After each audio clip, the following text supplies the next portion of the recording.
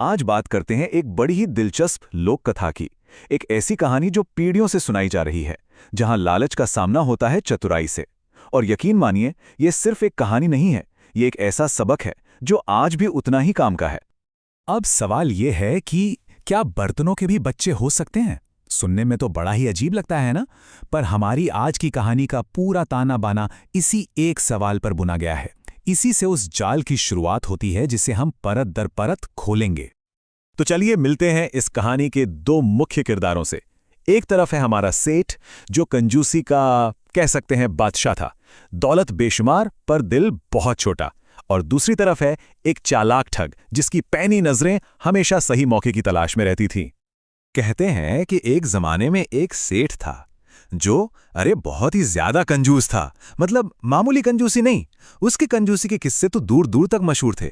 लोग तो यहां तक कहते थे कि वो सांस लेने में भी पैसे बचाने का तरीका ढूंढ ले। देखिए, उसकी कंजूसी सिर्फ पैसे बचाने तक ही नहीं थी। दान पुण्य का तो सवाल ही नहीं उठता था। कभी एक पैसा नहीं दिया। ऊपर से वो एक नंबर का सूदखोर था। और हालत ये थी कि उसका अपना परिवार, उसके नौकर चाकर सब उसकी इस आदत से परेशान थे। कहते तो ये भी हैं कि खर्च करने का ख्याल भी आ जाए ना तो उसे सच में बुखार चढ़ जाता था। तो हुआ यूं कि एक ठग की नजर इस सेठ पर पड़ी। उसने सोचा, यार इस आदमी के पास इतना पैसा जमा है और ये किसी के काम का नहीं, इसे तो सबक सिखाना ही पड़ेगा। और बस उसने ठान लिया कि चाहे कुछ भी हो जाए, इस सेठ से तो पैसे निकलवाने ही हैं। और बस यहीं से शुरू होता है असली खेल। ठग अपनी बिसात बिछाता है और उसका सबसे बड़ा हथियार खुद सेठ का लालच। चलिए देखते हैं कि उसका पहला दांव क्या था। तो ठग एकदम शरीफ आदमी का भेष बनाकर सेठ के पास पहुंचता है और बड़ी ही मीठी जुबान में बड़ी विनम्रता से कहता है, सेठ जी, घर पे कुछ मेहमान आए हैं, तो क्या 8-10 बड़े बर्तन उधार मिल जाएंगे? मैं कल ही लौटा दूंगा। अब सेठ तो सेठ था, काफी आनाकानी की, पर आखिरकार मान ही गया। अगले दिन जैसा वादा किया था, ठग बर्तन लौटाने पहुंच गया। लेकिन कहानी में एक ट्विस्ट था। उसने जो बर्तन लिए थे वो तो लौटाए ही, पर उनके साथ 5-6 छोटे छोटे बर्तन और भी थे।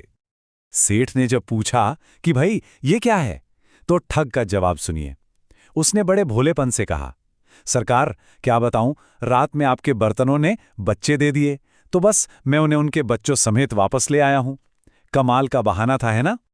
अब कोई भी समझदार इंसान इस पर सवाल उठाता, पर सेठ, लालच ने उसकी आंखों पर पट्टी बांध दी थी। उसने एक सवाल नहीं किया, मुफ्त के बर्तन मिल रहे थे और क्या चाहिए, और बस यही वो ठग के बिछाए जाल में अपना पहला कदम रख चुका था। तो पहला दांव तो एकदम सफल रहा। सेठ का भरोसा भी जीत लिया और उसके लालच की गहराई भी नाप ली।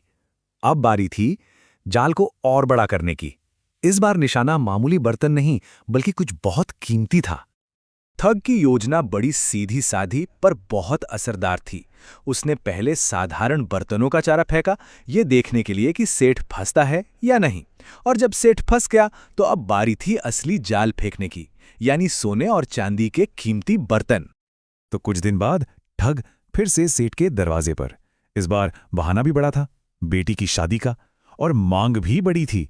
उसने कहा, सेठ जी, इस बार तो सोने और चांदी के बर्तन चाहिए होंगे कुछ दिनों के लिए। सेठ को लगा कि अब वो अपनी चालाकी दिखा सकता है। उसने कहा, ठीक है, पर 100 रुपए रोज का किराया लगेगा। पर ठग तो 2 कदम आगे की सोच रहा था। उसने कहा, अरे सेठ जी, 100 क्या, आप 150 रुपए रोज लीजिए, और ये लीजिए 1 दिन का किराया अभी एडवांस में। अब तो सेठ की आंखों में लालच की चमक और भी बढ़ गई। उसे लगा, वाह, क्या सौदा हाथ लगा है। और बस इसी लालच में सेठ ने अपनी तिजोरी खोल दी। उस जमाने में 15 से 20 हजार रुपए के सोने चांदी के बर्तन, सोचिए कितनी बड़ी रकम थी। उसने सब कुछ ठग को सौंप दिया। मन में यही सोच रहा था कि किराया भी मोटा मिलेगा और इन बर्तनों के भी तो बच्चे होंगे। और अब कहानी उस मोड़ पर आ गई जहां खेल पलटने वाला था। दिन बीतते गए, हफ्ते होने को आए, और सेठ का लालच अब धीरे धीरे चिंता में बदल रहा था। उसे क्या पता था कि असली खेल तो अब शुरू होने वाला है। 1 दिन, 2 दिन, 8 दिन गुजर गए। न ठग का कोई अता पता था, न बर्तनों का। अब तो सेठ की रातों की नींद उड़ गई, दिन का चैन गायब हो गया। आखिरकार परेशान होकर वो खुद ही ठग का पता पूछते पूछते उसके घर जा पहुंचा।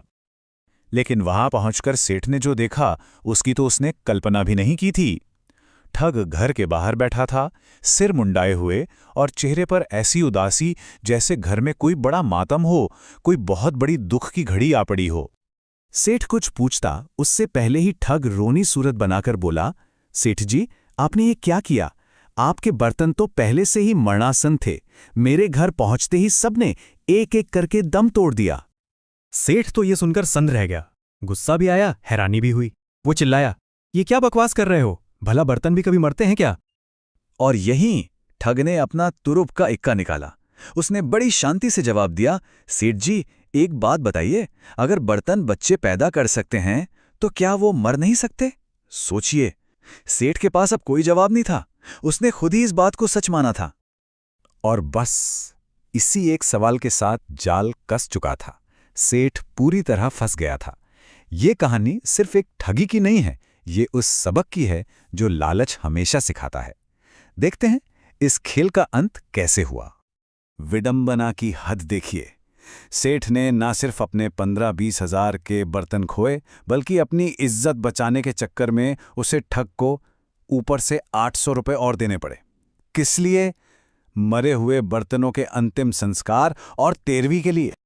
और हमारी भाषा में इसी को कहते हैं नहले पर दहला। मतलब जब कोई चालाक अपनी चाल चलता है तो कोई उससे भी बड़ा चालाक आकर उसे मात दे देता है। ठग ने सेठ के लालच के खेल में ही उसे हरा दिया। तो ये कहानी हमें एक बड़े सवाल के साथ छोड़ जाती है। इस चतुराई और लालच की लड़ाई में आखिर में जिसे जो मिला, क्या वो उसी का हकदार था? इस पर सोचिएगा जरूर। इसका जवाब शायद हर किसी के लिए अलग हो।